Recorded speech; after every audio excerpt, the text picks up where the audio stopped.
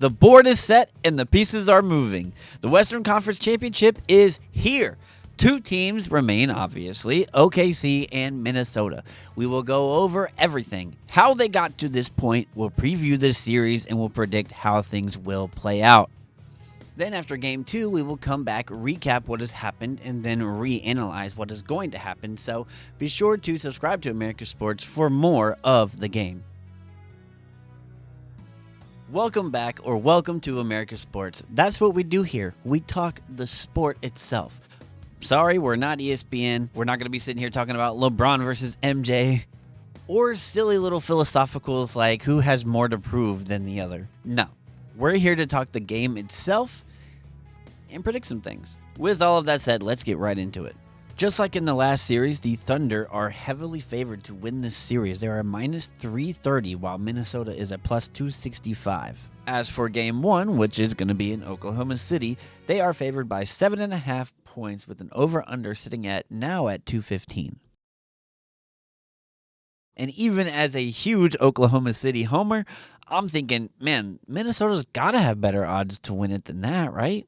Minnesota, a team that was just in the Western Conference Finals a year ago, and Ant said they would return, and they did return. So they're a team that largely stayed together. There was one big trade that we'll get to in a second. All of you know it, though. That has pretty much a perfect blend of youth and veteran leadership. There's a lot of vets on that team that have been through a lot of playoff games. Conley and Gobert have been playing playoff games together for a long time now. And it's a team that has not been to an NBA Finals ever. There's only two other times that they've been to a Western Conference Finals, and they lost in both of them last year and in 2004. So they are hungrier than ever, pun intended, to get to the NBA Finals and win it. It'd be a great way for Conley to go out on top, I do know that. The cat's out of the bag about Caruso, but who was the unsung hero for Minnesota? It's been Jaden McDaniels, there's no question about it to me. That dude has gotten so much better, not just this year, but over the last few years. His improvement is significant, especially on offense, but he's even gotten better on defense too. This guy to me is the X factor. I think he's going to be guarding a lot of the important players for OKC at different times. And if he's also going to give you something on offense as well, man, it could be tough for OKC. The Thunder have seen both extremes. They swept Memphis and then went all 7 against Denver. I predicted the Thunder to beat Denver in 7 games, but no one's going to write and sing songs about it, so we'll move on. As to where Minnesota both times 1-5. They did lose Game 1 against Golden State. Then they rattled off 4 straight. So even without Steph, it's hard to beat a Golden State team 4 times straight. And both of these teams are super deserving. Towards the end of the year, I do think these were the 2 best teams in the West. Golden State a close third. As to where OKC, on the flip side, has now played 1 more game than Minnesota, and they just got done playing in a tough series against Denver. The good thing is, though, they get their first 2 games at home after they just played Game 7 at home, and that place was loud.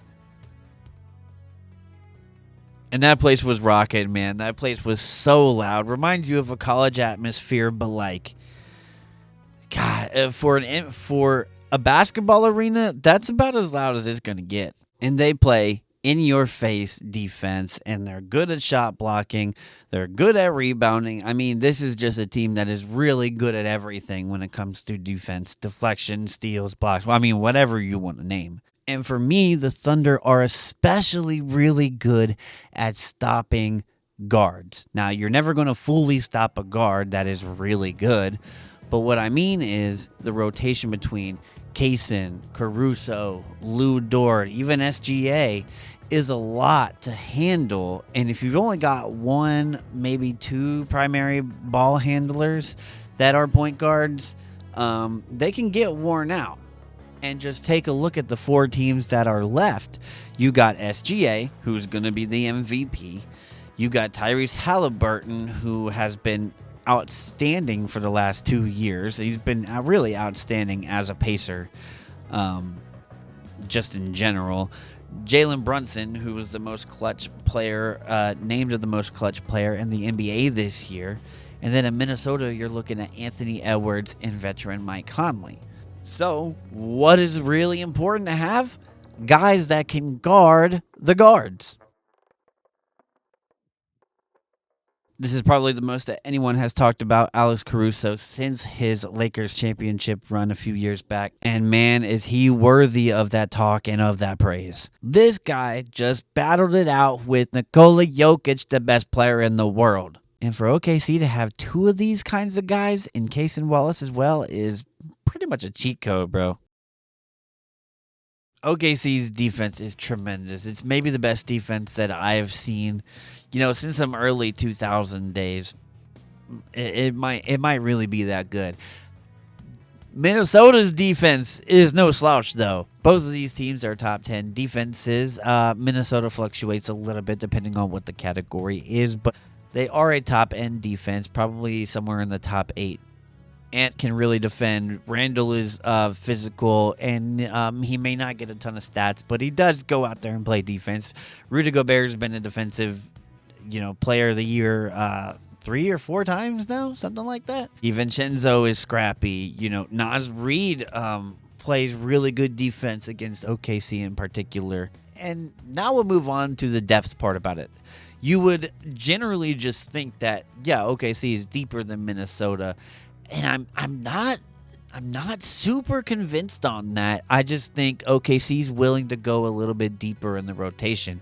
But Minnesota has guys on that bench. They really do. And I think the future is so bright with Minnesota. They're a team that, like OKC, could win a championship this year and still have a crazy bright future.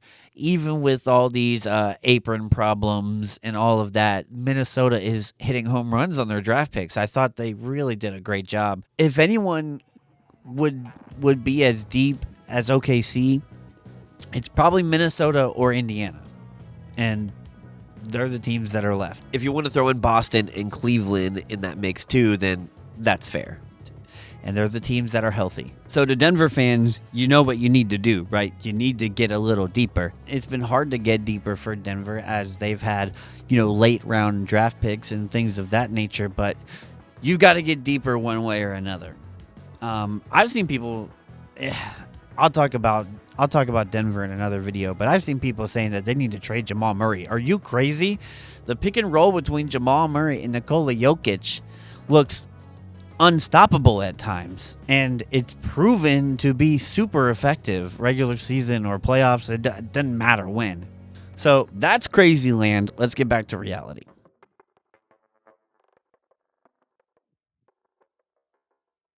I think he's a guy that is a major focus because he's one of the guys on Minnesota that is going to get some open looks. And when Ant creates pressure and goes to the rim, a lot of the times he's kicking it out to McDaniels or Randall. Speaking of Randall, Randall has been unbelievable in this playoffs, man. He really took it to Golden State. He was the best player in the last series. I don't think it's even a question. So a lot of props got to be had for him. You would think that since he plays bully ball just as much as Jokic does on the real, this is probably going to be a favorable matchup for him, too. There definitely seems to be less bulk at the power forward position, and it's even happening at the center position as well. And Julius Randle loves that, combined with the spacing that NBA players have to give opposing teams these days. The way he plays is kind of like Zion. He may not get off the ground like Zion, but I do think he's a better passer, and he's definitely a better three-point shooter. And I got to admit, at first, I didn't love the trade. The thing that I did like about the trade was Dante coming to Minnesota and helping them hit some threes. That's what I liked. Because if you're going to trade away a cat, you got to get somebody that's going to hit threes. And then the X factor for OKC, we know that's going to be Alex Caruso. But we'll go with someone else just to have some fun, right? I think it's going to have to be Isaiah Hartenstein. I don't think he's going to be in near as much foul trouble as he was in last series against Denver and Jokic. Jokic would kind of hook him and then go up for the shot, and Hartenstein was getting called for that all the freaking time. You don't really have to worry about that with Rudy Gobert so much. But you do have to worry about Rudy getting offensive rebounds and getting in position to block a lot of shots. So if you are a factor on offense and he has to stick with you, whether it's that push shot more often or whether it's throwing it up for dunks more often, Hardenstein needs to bring it to Gobert and not let him get offensive rebounds. So what do I think is going to happen? I'll give you the first couple of games, and then I'll give you who I think is going to win the series. After the first couple of games, we're going to come back and revisit this, of course. So I do think OKC wins game 1 and 2 at their crib. I think 7.5 is, it makes sense because 7.5 today is like what 3.5 used to be, 10 years ago. And I think that's fair. Unless Minnesota just blows out Oklahoma City in game 1, I think the line's going to stay about the same as it is for game 2.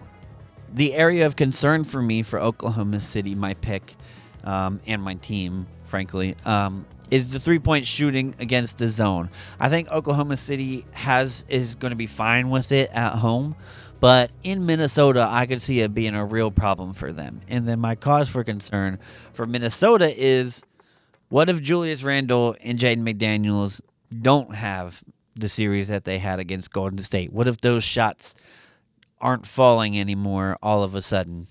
Well, then you're kind of leaving Ant to do it all on his own, and I don't think that's going to happen against an Oklahoma City team that has just an army full of dogs. I just don't see Oklahoma City losing the next 2 home games. They've been so much better at home than on the road. And you think about it, even in the game that they did lose at home in the playoffs so far, they had a 15 to 18 point lead throughout most of that game. Yeah, so give me Oklahoma City to win, and I'm going to take them in 7 because